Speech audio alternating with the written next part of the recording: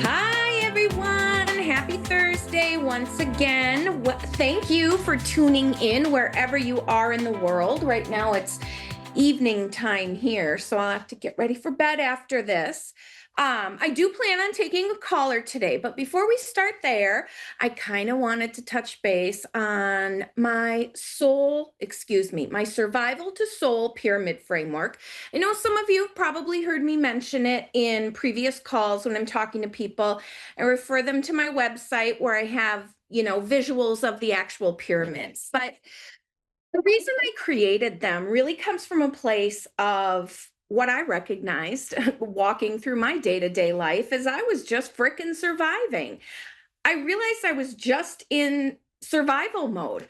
I was performing, I was people pleasing, and I was losing touch with who I was. Maybe some of you have experienced this yourself. And one day, Spirit just dumped this pyramid stuff into my head and I ran with it, and I am very grateful that they provided it to me, because not only did it help me on my journey to myself, and daily it's a never ending journey to ourselves, but I really feel it can help other people. And I did bring a printout, but I think it's going to be the wrong way. I can't see it, I don't have my glasses on, but this is the blue pyramid.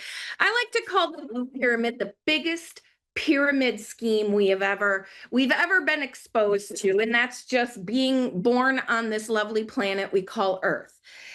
And just based on our day-to-day lives and the way we've been taught to experience life for ourselves, or rather experience life for other people, we want to come back to ourselves. I have my green pyramid. This is where we all need to be living, in our soul-led pyramid of life. I have developed a program that I'm going to put online within the next few days, I hope. Stay tuned for that. And I'm going to help others who are interested regain their own instinct, hence the name of the show, Instinct Reclaimed. I want us all living from our soul-led lives. That's what we all came here to do, and I am ready to get you all going. Anybody can find me, ChristinaElliott.org. You can schedule an appointment online, or you can just reach out to me if you have questions. Feel free to do that too. But let's get this show started with our caller. We have Beth from Boyce, Louisiana. Beth, are you on the phone? Yes, ma'am. How are you? I'm doing really well, Beth. How are you? I'm making it. Good. Well, what can I help you with? Let's make sure you make it. We're gonna make your dreams. I just have a question. Like, my ex-brother-in-law was supposedly accidentally shot and didn't make it. We don't know if he did it to himself, but there was a girl that was involved with him that was messed around with his dad, and it was back and forth. And I'm having a hard time thinking that this was just an accident. And Okay. Could I have his first name, please? Derek. Derek, and I apologize. Did you say this was your brother or your brother-in-law? It was my ex-brother-in-law, but we were really close. Okay. So Derek, just give me a moment. Let me connect with him.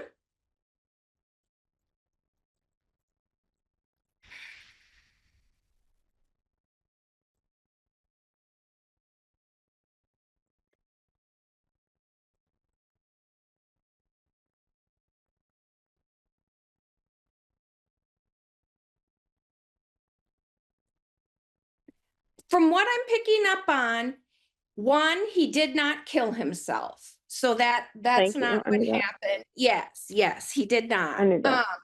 I knew that. He is telling me it was an accident, but I picked up a little bit of fearful or nervous energy from him when we first went in. So whatever the events were that led up to his passing, he did have a little bit of an awareness of. Did he pass right away, or was there a period of time that maybe he was hospitalized? Yes, ma'am, for just a brief time. And he donated his organs, and so they just got his ashes back just like recently. But yes, ma'am, he was yeah. Okay, let me go back in there a little bit more. I was unable to decipher if the anxiety that I was picking up on was from being in a hospital setting or if it was more from the incident itself. So let me go back in and talk to Derek.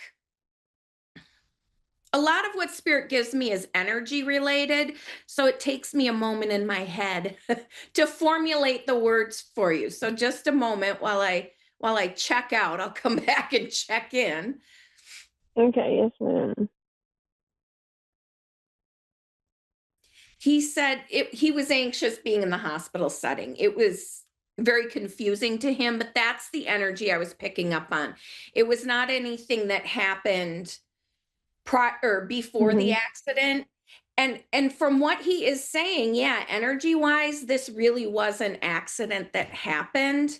May I have the for if and you don't have to share this if you don't feel comfortable, but the first name of the girl that you said you were a Yes, little ma'am. She's concerned with?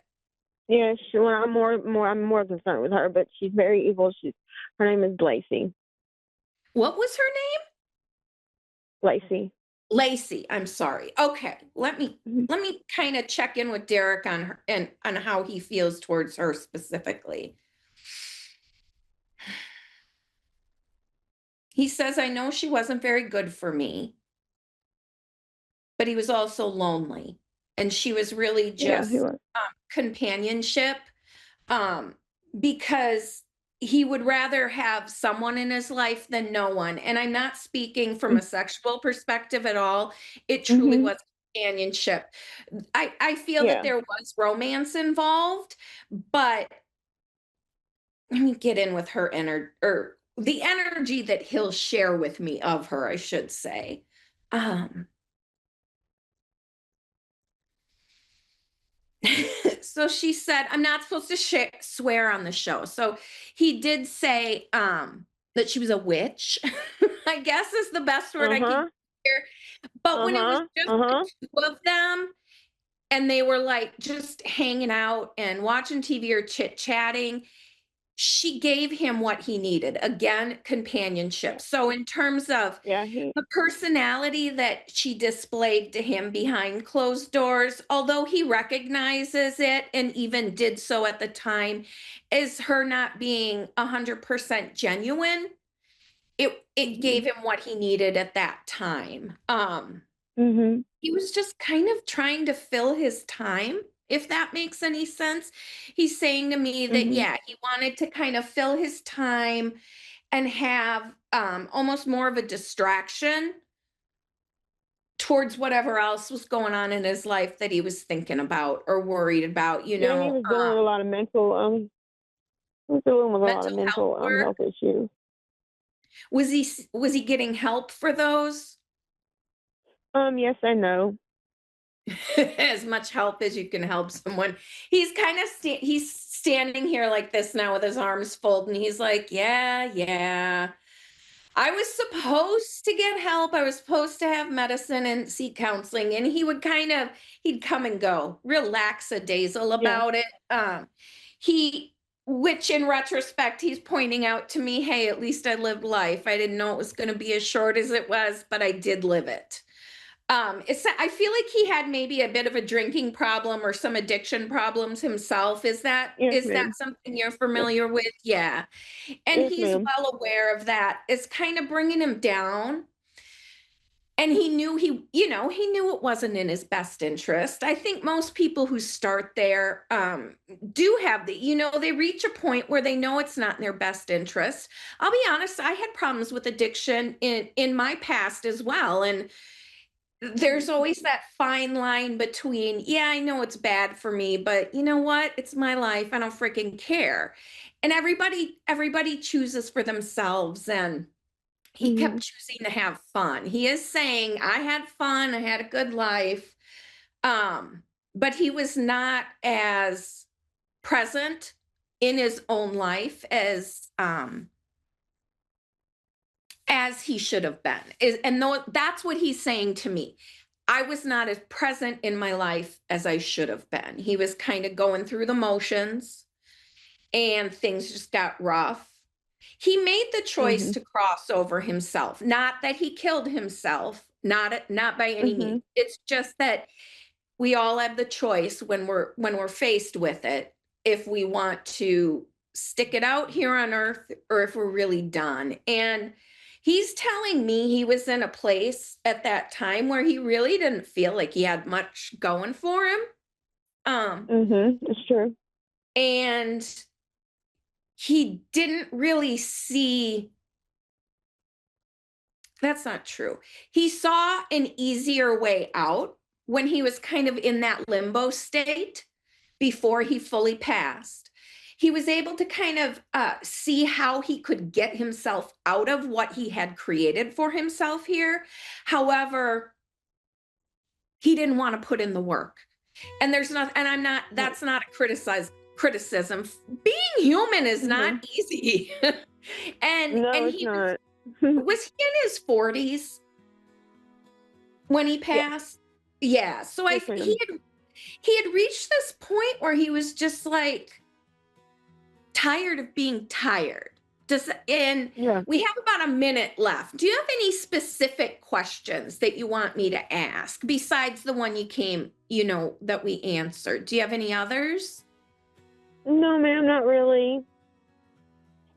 I mean, I kind of already knew that in my heart. I knew that that wasn't what the case. That everybody was like, he shot himself, but I knew he didn't do that. I knew he No, he didn't do did it. not. No, he did not. I didn't. I It know he was didn't. something accidental that happened. They were just messing around. It went off. And again, he says, I was being dumb. I was being dumb. That's all he's saying. I was being dumb. Um, he wants you to know that he really valued the relationship between the two of you, and he wants you to know that you can still talk to him and communicate with him anytime you want. Just get out of your head, drop down into your heart center, and go ahead and just try and feel the energy that you felt when he was alive and you were in the same room together. That's the same energy you're going to feel when he's sitting right next to you, because he's here now. He has to be in order for me to talk to him.